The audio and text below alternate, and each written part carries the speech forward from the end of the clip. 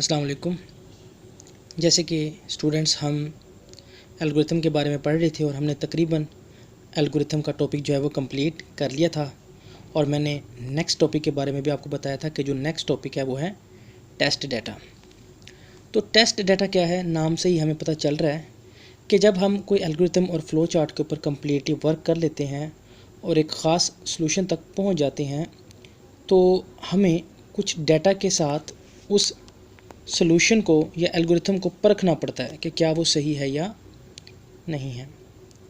तो उस डाटा को जो है वो क्या बोला जाता है, टेस्ट डाटा, कि हम अपने सॉल्यूशन को टेस्ट करते हैं थ्रू सम डाटा। तो इस फेज़ को बोला जाता है test data.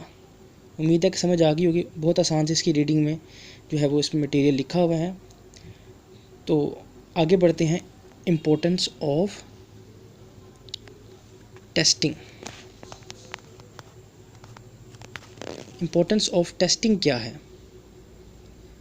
Importance of testing simple इसलिए होती है कि हम ये देख सकें कि हमारा जो सॉल्यूशन है वो प्रॉपरली वर्क करता है या नहीं है। बुक पे एग्जांपल दी हुई है कि अगर कोई चीज़ फैक्ट्री में डिज़ाइन की जाती है, जैसे कि कार की एग्जांपल उन्होंने दी है, तो उस कार को मार्केट में लॉन्च करने से पहले वो बार बार टेस्ट करते हैं और ये भी बताया गया कि उस कार को एक रोबोट के साथ टेस्ट किया जाता है और उसको स्ट्राइक किया जाता है एक वॉल के साथ, एक दीवार के साथ उसको जो है उसकी टक्कर करवाई जाती है ताकि ये देखा जा सके कि उसके जो सिक्योरिटी सिस्टम है वो अच्छे से काम कर रहे हैं, जैसे कि एयर बैग्स वगैरह या फिर कोई अलार्मिंग जो होते हैं सिग्नल्स जो किसी भी करीबी हॉस्पिटल या पुलिस स्टेशन तक जो है वो रिस्पॉन्स करवाएं। तो ये थी इम्पोर्टेंस ऑफ टेस्टिंग। ये बहुत कॉमन सी चीज़ है कि जब भी कोई चीज़ बनाई जाती है तो उसको टेस्ट किया जाता है और उसके टेस्टिंग का फ़ायदा ये होता है कि उसमें जो कोई प्रॉब्लम रह गई है, कोई एरर या नुक्स रह गया तो उसको देखा जाए और वो मार्केट में लॉन्च करने से पहले ही उसको सॉर्ट आउट किया जाए। क्योंकि अगर यूज़र किसी भी चीज़ के बारे में किसी नुक्स तक पहुंचते हैं तो उससे उस चीज़ की सॉल्यूशन की मार्केटिंग जो है वो बहुत डैमेज होती है। अगर कोई पर्सन कोई सॉल्यूशन फाइंड आउट करता है तो अगर मेरी चीज़ में नुक्स आएंगे तो बहुत हद तक ये उम्मीद है कि नेक्स्ट टाइम लोग मुझे अप्रोच या मुझसे काम नहीं लेंगे। तो ये होती है इम्पोर्टेंस ऑफ टेस्टिंग कि इससे जो आपकी इमेज है उसको फ़र्क पड़ सकता था अगर एरर आए। आप देख लें कि अगर आप कोई सेल फ़ोन यूज़ कर रहे हैं तो अगर उसमें कोई एरर आ गया तो आप लोगों को बताएंगे कि ये वाला सेल फ़ोन ना ख़रीदें, इसमें ये प्रॉब्लम आ जाता है। और अगर वही एरर लैब में आ जाए तो वो उसको सॉर्ट आउट करेंगे और अपनी मार्केटिंग को मज़ीद बेहतर बना लेंगे। इसके बाद जो हमारे पास टॉपिक हैं वो है टाइप्स ऑफ टेस्ट डाटा। तो टाइप्स ऑफ टेस्ट डाटा जो है वो टोटल हमारे पास 5 हैं। Valid test data, invalid test data, boundary test data values, wrong data formats और एब्सेंट डाटा। सबसे पहले देखते हैं जी वैलिड टेस्ट डाटा को। वैलिड टेस्ट डाटा यानी कि वो टेस्ट डाटा जिसके लिए वो सॉल्यूशन डिज़ाइन किया गया है। जैसे कि अगर हमने कोई सॉल्यूशन बनाया है 10 वैल्यूज़ के लिए 0 to 10, तो हम उसको 0 to 10 हर वैल्यू के लिए चेक करेंगे। जो 0 to 10 जो हमारी वैल्यूज़ हैं वो क्या हैं, वैलिड टेस्ट डाटा।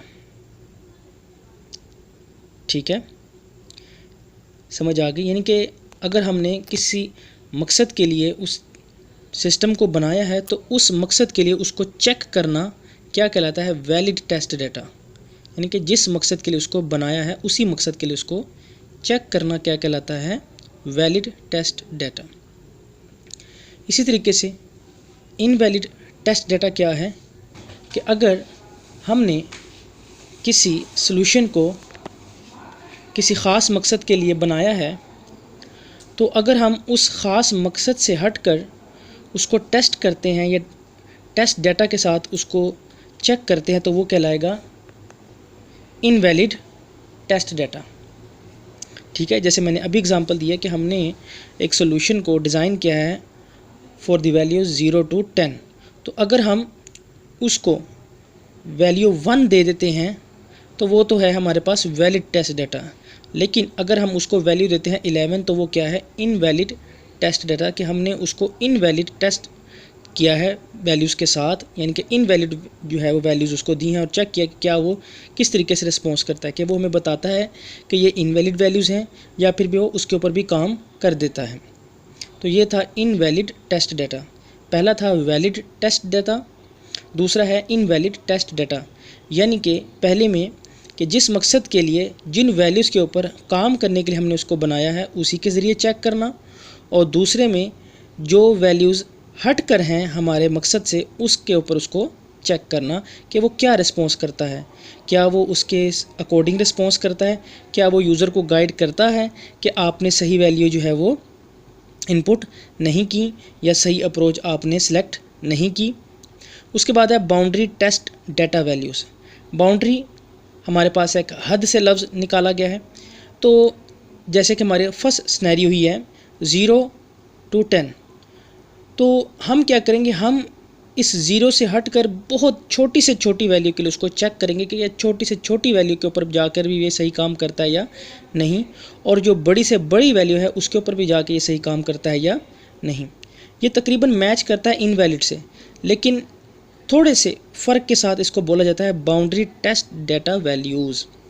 यानी कि ये ना हो कि हम सोच रहे हों कि वो 0 की बजाय जब हम उसको -1 देंगे तो वो काम कर लेगा, लेकिन अगर उसको हमने बहुत छोटी वैल्यू उसके -1000 अगर दे दिया तो तब भी क्या वो काम कर पाएगा।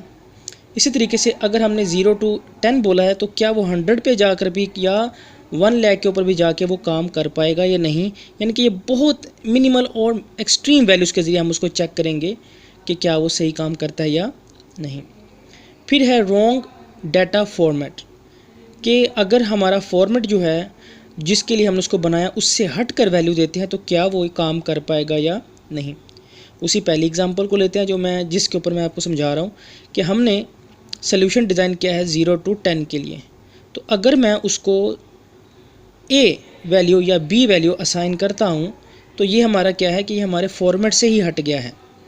मैंने वैल्यू इनपुट करने के लिए कहा था 0 to 10, लेकिन अब जो इनपुट की गई है वैल्यू वो टोटली डिफरेंट है, उसका फॉर्मेट टोटली डिफरेंट है। तो अब इस सूरत में हमारा सलूशन क्या रिस्पॉन्स करेगा, सही तरीके से रिस्पॉन्स कर पाता है, यूज़र को गाइड कर पाता है कि आपने जो फॉर्मेट डिज़ाइन किया है या जो फॉर्मेट इनपुट किया है ये सही नहीं है, ये उससे मैच नहीं करता। जिस तरीके से अक्सर आप अपने दोस्तों से कोई फ़ाइल वगैरह रिसीव करते हैं ब्लूटूथ या व्हाट्सएप के ज़रिए या मैसेज के ज़रिए, तो वहाँ पर अक्सर लिखा आता है कि ये जो फॉर्मेट है इसको जो आपका मोबाइल या कंप्यूटर डिफ़ाइन नहीं कर पाता, ठीक है, तो वो उसको उस फाइल को ओपन नहीं करता, ठीक है।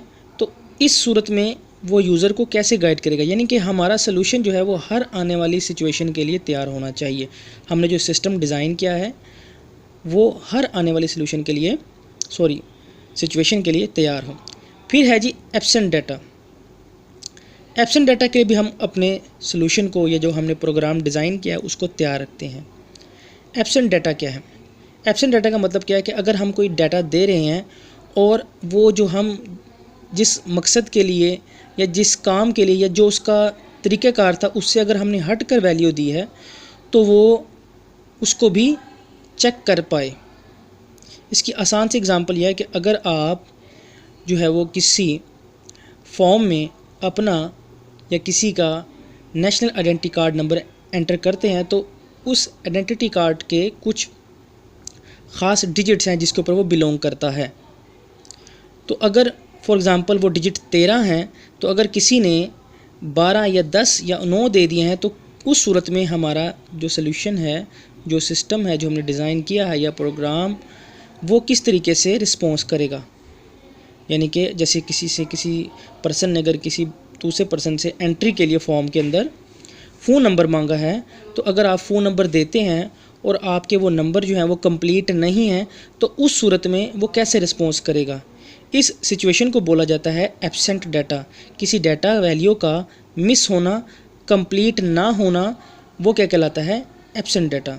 तो हम अपने प्रोग्राम को तमाम सिचुएशन से निपटने के लिए तैयार रखते हैं पहली सिचुएशन है वैलिड टेस्ट डाटा, जिसके लिए हमने उसको बनाया उसके ज़रिए चेक करना। दूसरी है इनवैलिड, जिसके लिए बनाया है उससे हटकर उसको चेक करना।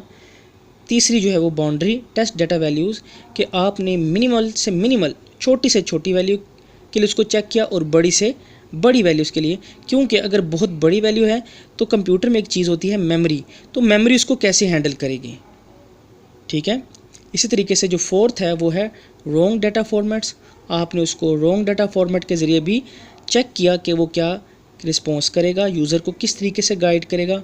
और जो लास्ट है फिफ्थ, वो है एब्सेंट डाटा, कि अगर कोई वैल्यू मिसिंग है, कंप्लीट नहीं हुई, तो उस सूरत में आपका सल्यूशन जो हमने जनरेट किया है वो कैसे रिस्पॉन्स करेगा।